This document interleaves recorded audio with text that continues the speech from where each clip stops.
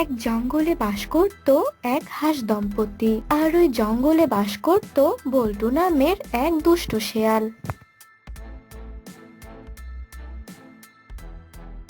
বল্টু শেয়াল প্রতিদিন ওই হাঁস দম্পতিকে ধরার জন্য চেষ্টা করত, কিন্তু হাঁস দম্পতিও ভীষণ চালাক ছিল, তাই বল্টু শেয়াল ওদেরকে ধরতেই পারে না। একদিন হাঁস দম্পতি নদীতে নেমে শিকার ধরছিল। তখন হাঁসা হাসিকে বলল, গিন্নি ও গিন্নি, এভাবে আর কতদিন বলো? কেন, কি হলো গো? কি হয়েছে সেটা তুমি জানো না বুঝি? আমাদের যে সন্তান নেই, সন্তান ছাড়া ভবিষ্যৎ কেমন হবে বলো? কে তোমাকে মা আর আমাকে বাবা বলে ডাকবে বলো? সে খেয়াল কি আছে তোমার? আমি তো অনেক দিন থেকেই চেষ্টা করছি, কিন্তু ডিম না দিলে বাচ্চা হবে কি করে বলো? আমি কি চেষ্টা কম করছি? হয়েছে হয়েছে, তুমি কত চেষ্টা করো সে আমার জানা আছে। চলো চলো, এখন বাসায় ফিরে যাই। ওই দুষ্ট পাজি শিয়ালটা আবার আশেপাশে কোথাও লুকিয়ে আছে নাকি কে জানে। সন্ধ্যার আগেই বাসায় ফিরতে হবে। এই বলে হাসা আর হাসি সেদিনের মতো বাসায় চলে গেল। এদিকে পাজি শিয়ালটা হাসাহাসির খোঁজে জঙ্গলে ঘুরে বেড়াচ্ছে। উফ, কয়দিন থেকে আমি ওই পাজি হাসার হাসিকে খুঁজে বেড়াচ্ছি, পুরো জঙ্গল খুঁজেও পাচ্ছি না। কোথায় যে ওরা লুকিয়ে পড়েছে কে জানে। আগে তাও একটু একটু দেখা যেত, কিন্তু এখন তো দেখাই যাচ্ছে না। অনেকবার ওদের আক্রমণ করেও ধরতে পারিনি। কি যে করি, তবে যে করেই হোক ওদেরকে আমার খুঁজে বের করতেই হবে। এভাবেই সেই দিনটি কেটে গেল। পরদিন সকাল হতেই হাসি একটি ডিম দিল। ওগো শুনেছো, খোদা মনে হয় এতদিনে আমাদের ওপর মুখ তুলে তাকিয়েছেন। দেখেছো আমি কত সুন্দর একটা ডিম দিয়েছি। হ্যাঁ হাসি, সেটাই তো দেখতে পাচ্ছি। যাই হোক, এতদিন পর একটা খুশি সংবাদ নিয়ে আসলে। শোনো, আজকে থেকে তোমাকে আর শিকার ধরতে যেতে হবে না, তুমি বাসাতেই থাকবে আর ডিমটা পাহারা দিবে। আমি একাই গিয়ে শিকার ধরে নিয়ে আসবো। যদি ওই পাজি শিয়াল এই ডিমটা দেখে ফেলে তাহলে কিন্তু বিপদ হয়ে যাবে, বুঝেছো? আচ্ছা আচ্ছা ঠিক আছে, সাবধানে যেও। তুমি আবার ওই শিয়ালটাকে ধরা দিও না। তা নিয়ে তোমায় চিন্তা করতে হবে না হাসি, আমি নিজের খেয়াল নিজেই রাখতে পারবো। তুমি তোমার খেয়াল রেখো আর ডিমটাকে দেখে রেখো। যে কোনো সময় ওই পাজি শিয়ালটা আবার চলে আসতে পারে। এদিকে গাছের আড়ালে লুকিয়ে দুষ্টু পাজি শিয়াল হাসাহাসির সমস্ত কথা শুনে ফেললো। ও, তাহলে তোরা এখানে, আর আমি পুরো জঙ্গল তোদের খুঁজে বেড়াচ্ছি। বাহ, হাসিটা তো দেখছি ডিমও দেওয়া শুরু করেছে। বাহ, তাহলে তোদের আর আমি বিরক্ত করব না। এখন তোদের যখন ছানা হবে, ওই ছানা সমেত তোদেরকে আমি কচকচ করে গিলে ফেলবো। কচি ছানার মাংস বলে কথা। এই বলে দুষ্টু শিয়াল সেখান থেকে চলে গেল। উফ, সেই কখন থেকে মাছ ধরার চেষ্টা করছে, কিন্তু এখন পর্যন্ত একটা মাছও ধরতে পারলাম না। মাছ ধরতে না পারলে আমি বা কি খাবো, আর হাসির জন্য বা কি নিয়ে যাব। দেখি আরেকটু চেষ্টা করে কোনো মাছ টাছ পাই কিনা।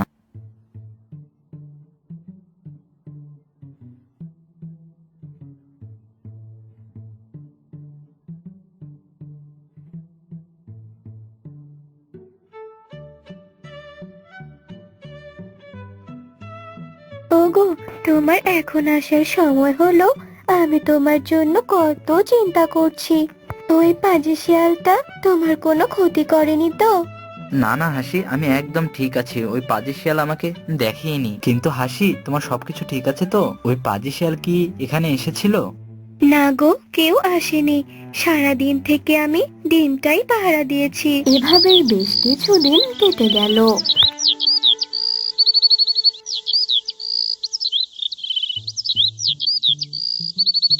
হাসি আরো বেশ কয়েকটা ডিম দিল। একদিন হাসি তার ডিমগুলো নিয়ে তা দিতে বসলো। হাসি, ডিমগুলো ভালো করে তা দিও। আমি নদীতে যাচ্ছি শিকার ধরতে, তুমি নিজের খেয়াল রেখো। আচ্ছা ঠিক আছে, তুমি সাবধানে যেও, আর সন্ধ্যার আগেই বাসায় ফিরে এসো। আজও দুষ্টু পাজি শিয়াল ঝোপের আড়াল থেকে হাসাহাসির সমস্ত কথা শুনে ফেললো। আরে বাহ, হাসি তো দেখছি ডিমে তা দিতে বসেছে।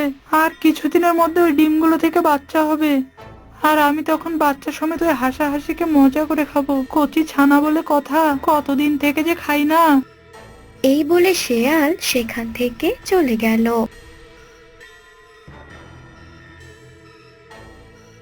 এভাবেই আরো বেশ কিছুদিন কেটে গেল।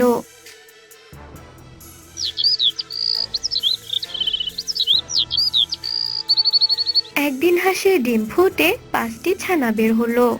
ওগো, দেখছো আমাদের ছানাগুলো কত সুন্দর হয়েছে।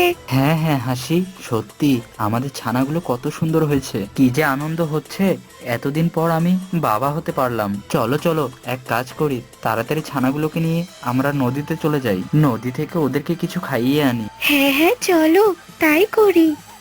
এদিকে দুষ্টু পাজি শিয়ালটা জঙ্গলের ভেতরে খাবারের খোঁজ করছিল।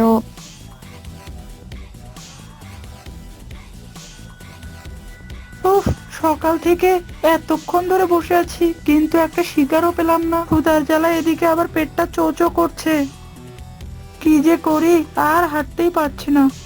এসব ভাবতে ভাবতে হঠাৎ করে শিয়ালের মনে পড়ে গেল হাসা আর হাসির কথা। আরে আরে, আমি তো ভুলেই গিয়েছিলাম ওই হাসা আর হাসির কথা। অনেকদিন আগে তো ডিমে তা দিতে বসেছিল। মনে হচ্ছে এতদিনে হাসা হাসির ছানা ডিম থেকে বেরিয়েছে। যাই যাই, ওই কচি ছানাগুলো খেয়ে আসি।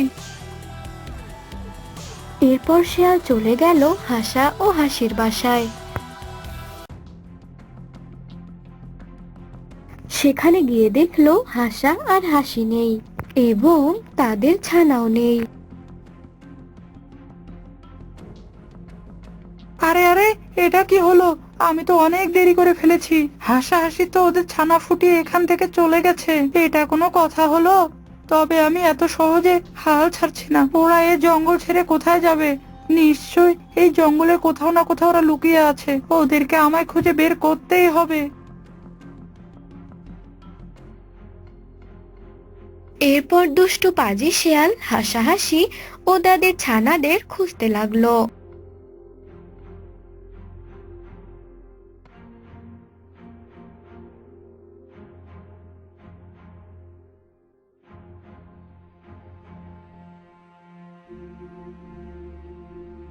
আরে, ওই তো হাসাহাসি ওদের ছানাকে নিয়ে নদীর পানিতে সাঁতার কাটছে। না, এখন ওদেরকে দেখা দেয়া যাবে না। যেই না সাঁতার কেটে উপরে উঠে আসবে, তখন হঠাৎ করে ওদের আক্রমণ করে ওদেরকে ধরে মেরে ফেলতে হবে। তারপরেই কচকচ করে চিবিয়ে খাবো। হে হে হে। এখন একটা ঝোপের আড়ালে লুকিয়ে পড়ি। এই বলে শিয়াল ঝোপের আড়ালে লুকিয়ে পড়লো। তো বন্ধুরা, তোমাদের কি মনে হয় শিয়াল কি পারবে হাসাহাসি ও তাদের ছানাদের খুঁজে বের করতে? তা যদি তোমরা জানতে চাও, তাহলে বোকা শিয়াল ও চালাক হাঁসের দ্বিতীয় পর্বটা দেখতে ভুলো না।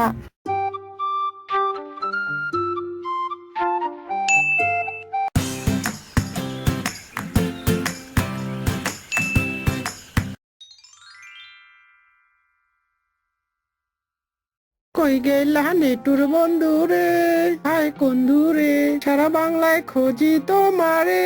64 জেলাতে জঙ্গলের মেলাতে পথে ঘাটে খুঁজা ফিরি, সারা দাও না আমারে। কই গেলা নেটুর বন্ধু রে, হায় বন্ধু রে। ও আমার জান পাখি, তোমাকে খুঁজতে খুঁজতে সেই শহরের জঙ্গল থেকে গ্রামের জঙ্গলে চলে এলাম, তবুও তোমার দেখা পেলাম না। বন্ধুরে, এই গার্লফ্রেন্ড আমাকে ধোকা দিয়ে বোকা বানাচ্ছ না তো? আরে এই মদন, কথা বলছিস না কেন? ও মা, এটা দেখছি হেঁটে হেঁটে ঘুমাচ্ছে। দাঁড়া, আমি মরছি আমার জ্বালায়, আর তুই না সুখ পাখির মতন ঘুমাচ্ছিস। এই কথা বলে বল্টু শিয়াল বিল্লু শিয়ালকে একটা লাথি মারে। লাথি খেয়ে বিল্লু শিয়ালের ঘুম ভেঙে যায়। আরে দোস্ত, তুই আমাকে গাড়ি থেকে ঠেলে দিলি কেন? কিরে, এ তো দেখছি জঙ্গল, আমার গার্লফ্রেন্ড কোথায়?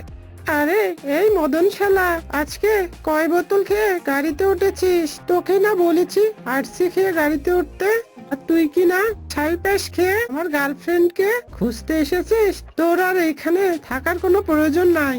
দে আমার ব্যাগ, এক্ষুনি শহর থেকে জঙ্গলে চলে যা। আর তুই এক্ষুনি এখান থেকে শহরের জঙ্গলে চলে যা। দোস্ত, আমার ভুল হয়েছে, আমাকে তাড়িয়ে দিস না। আর কখনো এই ছাইপাশ খাবো না। চল বন্ধু, সামনে যেয়ে দেখি তোর গার্লফ্রেন্ডের দেখা পাই কিনা।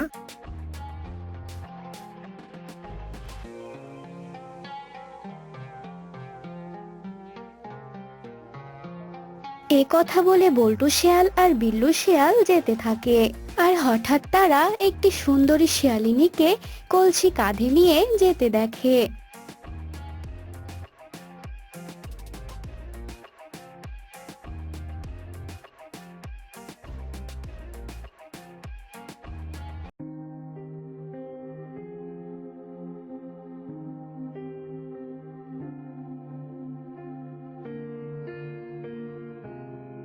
আরে বন্ধু, আমি কি দেখছি? আমার তো মনে হয় এটাই তো তোর গার্লফ্রেন্ড। আজকে কখনো তোকে তার বাড়ি দেখায়নি? আরে গর্দভ, বাড়ি তো দেখা দূরের কথা, আজ পর্যন্ত ওর মুখটাই তো দেখলাম না। ও দেখতে কেমন সেটাও তো জানি না। তবে ও আমাকে কুরিয়ার করে একটা ডায়েরি পাঠিয়েছিল। সে ডায়েরিতে ওর যত ভালোবাসার কথা লেখা আছে। এই ব্যাগটাতে সে ডায়েরিটা লেখা আছে। এই ডায়েরিটা দেখে মেয়েটা যদি চিনতে পারে তাহলেই ভাববো সেই মেয়েটাই আমার গার্লফ্রেন্ড। বুঝেছিস? চল যাওয়া যাক। এই কথা বলে তারা দুই বন্ধু শিয়ালিনীর কাছে যায় আর ডায়েরিটা হাতে নিয়ে বলে, ওই মিস বাংলাদেশ, তোকে দেখতে এত সুন্দরী কেন? তুমি দেখতে এত সুন্দরী কেন? এই পথ দিয়ে কোথায় যাচ্ছ শুনি? আমার নাম ক্যালকাটা নয়, আমার নাম হচ্ছে গোলাপি। আমি পুকুরে পানি আনতে যাচ্ছি। তা তুমি তো দেখতে খুব হ্যান্ডসাম, আমাকে বিয়ে করবে তুমি? তোমাকে তো বিয়ে করব আমি, সুন্দরী। চলো কাজী অফিসে যাই। তুমি যদি আমাকে বিয়ে করো তাহলে আমি আমার স্বামীকে তালাক দিয়ে তোমাকে বিয়ে করব। চলো গো কাজী অফিসে, চলো। গোলাপি শিয়ালিনীর মুখে এমন কথা শুনে তারা দুই বন্ধু এদিক ওদিক দেখে দৌড়ে পালাতে থাকে। এই দাঁড়াও, কোথায় যাচ্ছ? আমাকে বিয়ে করবে না? দাঁড়াও বলছি। এই যা, চলে গেল। পোড়া কপাল আমার, এত সুন্দর হ্যান্ডসাম ছেলে পেয়েও হাতছাড়া করলাম। এসব বলে গোলাপি শিয়ালিনী চলে যায়। আর এদিকে তারা দুই বন্ধু দৌড়াতে দৌড়াতে হাঁপিয়ে গিয়ে ক্লান্ত হয়ে যায় আর বলে, বন্ধু, আর কিছুক্ষণ পরেই তো কাজী অফিসে নিয়ে যেত। আর একটু হলে তো মেয়েটা তোকে কাজী অফিসে নিয়ে যেত আর তোর গলার মালা পরিয়ে তোর গলায় ঝুলে পড়তো। বন্ধু, বন্ধু, মনে হচ্ছে যে গার্লফ্রেন্ডে খুঁজতে গিয়ে আমি আমার নিজের গার্লফ্রেন্ডকে হারিয়ে ফেলবো। যদি আমার গার্লফ্রেন্ড জানতে পারে এই জঙ্গলে কোনো গ্রামের কোনো মেয়ে শিয়ালিনী আমার গলায় মালা পরাতে চেয়েছে, তাহলে তো আমার গার্লফ্রেন্ড কাছায় চিবিয়ে খাবে। বন্ধু, আমি ওকে না দেখিয়ে ভালোবেসে ফেলেছি। তুই আমার জন্য একটু কষ্ট কর বন্ধু। আমার গার্লফ্রেন্ডের ডায়েরিতে লেখা ভালোবাসার কথা কি করে ভুলে যাই বল? এরপর বল্টু শিয়াল ডায়েরিটা খোলে আর বলে, জঙ্গলের মেলাতে পথে ঘাটে খুঁজা ফিরি, সারা দাও না আমারে, ওই গেলা নিটুর বন্ধুরে। এক বুক দুঃখ নিয়ে বল্টু শিয়াল তার গার্লফ্রেন্ডকে খুঁজতে লাগে।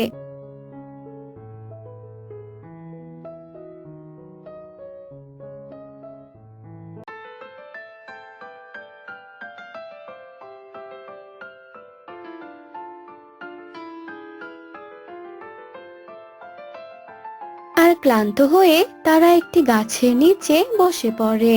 আর তখনই এক গুহা থেকে সেখানে এক অপরূপ সুন্দরী শিয়ালিনী বেরিয়ে আসে।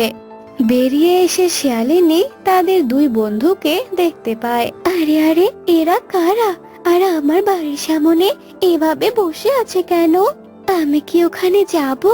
আমার মনে হচ্ছে ওরা দুজন ভিক্ষা করতে এসেছে। আমি বরং কিছু খাবার নিয়ে আসি। এ কথা বলে শিয়ালিনী কিছু খাবার নিয়ে তাদের কাছে যায় আর বলে, এই যে শুনছেন, আমি আপনাদের বলছি, আপনাদের দেখে আমার খুব মায়া হয়েছে।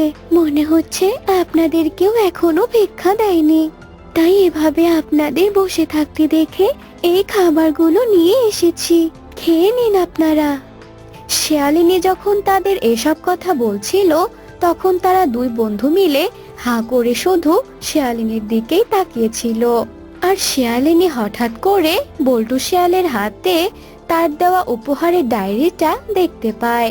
আরে, এই ডায়েরি তুমি কোথায় পেলে? এটা তো আমি আমার বয়ফ্রেন্ডকে উপহার হিসেবে দিয়েছিলাম। এই ডায়েরি তোমার কাছে কি করে এলো?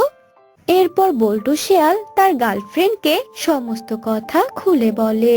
সব শুনে শিয়ালিনী হেসে বলে, তোমাদের দেখে আমার বড্ড হাসি পাচ্ছে। শহরের শিয়ালকে নাকি ঘোল খাওয়ালো গ্রামের এক সাধারণ শিয়ালিনী। শোনো জান, আমি তোমাদের জঙ্গলে একদিনও থাকবো না। তুমি ব্যাগ গুছিয়ে নাও, আজই আমি তোমাকে নিয়ে শহরে জঙ্গলে নিয়ে যাব। আমার মতো আর কোনো অন্ধ প্রেমিক তার গার্লফ্রেন্ডের জন্য এমন বিপদে যেতে না পারে। এ কথা বলে বল্টু শিয়াল সেই সুন্দরী শিয়ালিনীকে সঙ্গে নিয়ে যায়। আর ধুমধাম করে বল্টু শিয়াল সেই সুন্দরী শিয়ালিনীকে বিয়ে করে।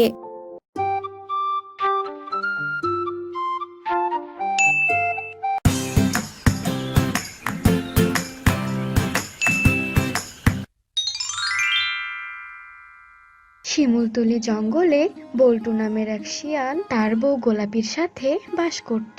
বল্টু শিয়াল জঙ্গলের বাজারে আইসক্রিম বিক্রি করত। গিন্নি, ও গিন্নি, কোথায় তুমি? জলদি এসো, আমাকে যে তাড়াতাড়ি আইসক্রিমের দোকানে যেতে হবে, বেলা যে অনেক হয়ে গেছে। হ্যাঁ গো, আমি তো খাবার তোমার জন্য রেডি করেছি। তুমি তাড়াতাড়ি খাবারগুলো খেয়ে আইসক্রিমের দোকানে চলে যাও। এরপর বল্টু শিয়াল খাবার শেষ করে আইসক্রিমের দোকানে চলে গেল।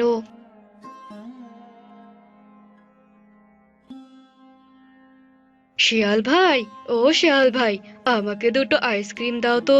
তোমার আইসক্রিমগুলো আমার মেয়ে খেতে খুব পছন্দ করে। এক্ষুনি দিচ্ছি দিদি, এই নাও। গর্জিলা শিয়ালের কাছে আইসক্রিম নেওয়ার পর টাকা দিয়ে সেখান থেকে চলে যায়।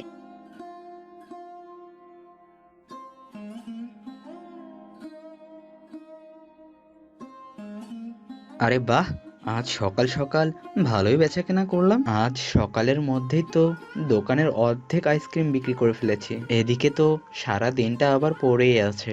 মনে হচ্ছে আজকের দিনটা খুব ভালো যাবে। বল্টু এসব কথা বলতে না বলতেই তখনই সেখানে চলে আসে শয়তান মাস্তান হালুমবাগ। কি রে শিয়াল, ভালোই তো আইসক্রিমের ব্যবসা করছিস দেখছি। তুই কি জানিস না এই জঙ্গলের একমাত্র মাস্তান আমি? এই জঙ্গলের বাজারে কেউ যদি কোনো কিছু বিক্রি করে তাহলে আমাকে চাঁদা দিতে হয়, সেটা কি তুই জানিস না? তুই এতদিন ধরে এই জঙ্গলে ব্যবসা করছিস, কিন্তু এখন পর্যন্ত আমাকে একটা কানা করেও দিসনি। আমার চেলারা অনেকবার এসেছিল তোর কাছে চাঁদা নিতে। ব্যাপারটা কি বলতো আমায়? তুই কি আমায় চাঁদা দিবি না? কি বলছো কি আহলুম মামা? আমি তোমাকে চাঁদা দিতে যাব কেন? আমি তো হালাল উপায়ে ব্যবসা করছি। আমি আমার বউ মিলে আইসক্রিম বানাই আর সেই আইসক্রিম বাজারে বিক্রি করি। তাহলে কেন তোমাকে টাকা দিতে যাব বলো? তোর তো সাহস দেখছি দিন দিন বেড়েই চলেছে। এতদিন টাকা দিসনি সেটা মেনে নিলাম, কিন্তু এখন তো দেখছি আমার মুখে মুখেও তর্ক করছিস। না, তোর এই ব্যাপারটা আমার একদম ভালো লাগলো না। এখন তুই কি আমাকে চাঁদার টাকা দিবি নাকি অন্য পথ বেছে নেব? কি অন্য পথ বেছে নেবে হালুম মামা? তোমাকে বললাম না আমি সৎভাবে ব্যবসা করি। ওসব চাঁদা দিয়ে আমি ব্যবসা করব না। ও, বুঝেছি। টাকা তাহলে তুই দিবি না, কিন্তু টাকা কি করে নিতে হয় তাই মাস্তান হালুমবাগের ভালোভাবেই জানা আছে।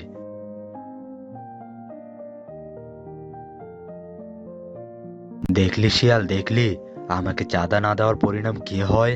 এখন তো তুই নিজের চোখেই দেখতে পেলি। তোর দোকান তো আমি ভেঙে তছনছ করে দিলাম। এখন এই দোকান আবার তৈরি করে নতুন করে ব্যবসা করবি, আর তখন ব্যবসা করে আমাকে চাঁদার টাকা দিয়ে আসবি। বুঝতে পেরেছিস? এই জঙ্গলে আমাকে চাঁদার টাকা না দিয়ে যে ব্যবসা করবে তার এই পরিণতি হবে। এই বলে হালুমবাগ সেখান থেকে চলে গেল। হায় হায়, এ কি সর্বনাশ হয়ে গেল আমার। আমি যে আমি যে নিঃস্ব হয়ে গেলাম। আমি এই আইসক্রিমের টাকা দিয়ে আমার সংসার চালাতাম, ওই দুষ্ট পাজিবাগ আমার আইসক্রিমের দোকানটা ভেঙে দিল। আমি আমি এখন কি করব? কি করেই বা আমার সেই সংসার চালাবো? শিয়াল এভাবে কাঁদতে কাঁদতে তার বাড়ি চলে গেল।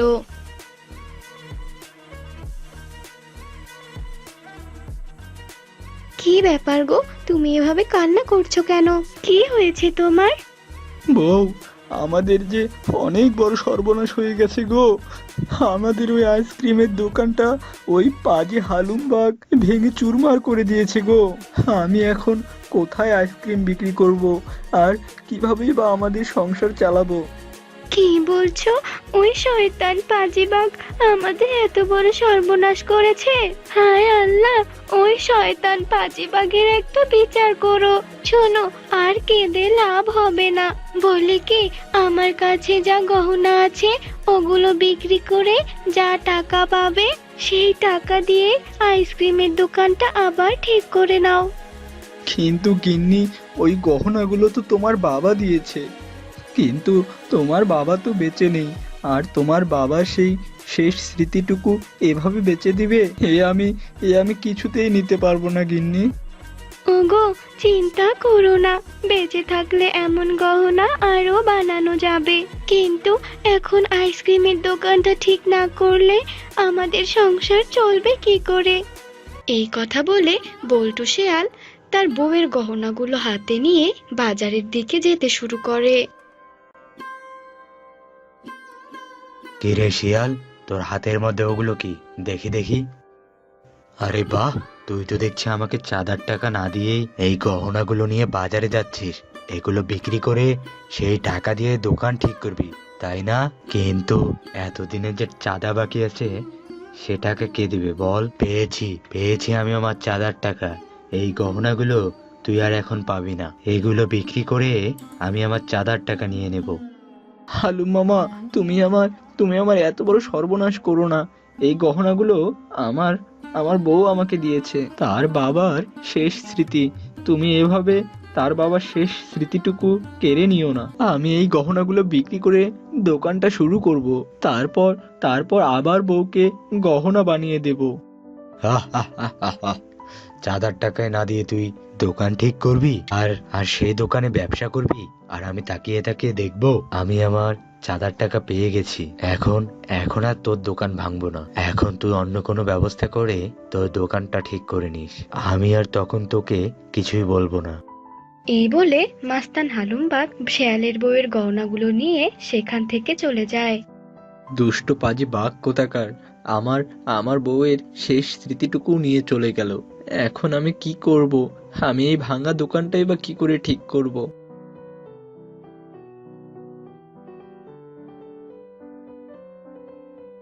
বউ, ওই দুষ্ট পাজি মাস্তান হালুমবাগ তোমার গহনাগুলো কেড়ে নিয়েছে গো।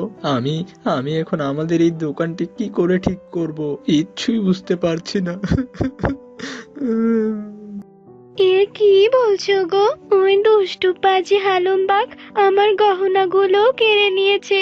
হে খোদা, ওই দুষ্টু পাজি হালুমবাগ আমাদের কি শাস্তি দিচ্ছে?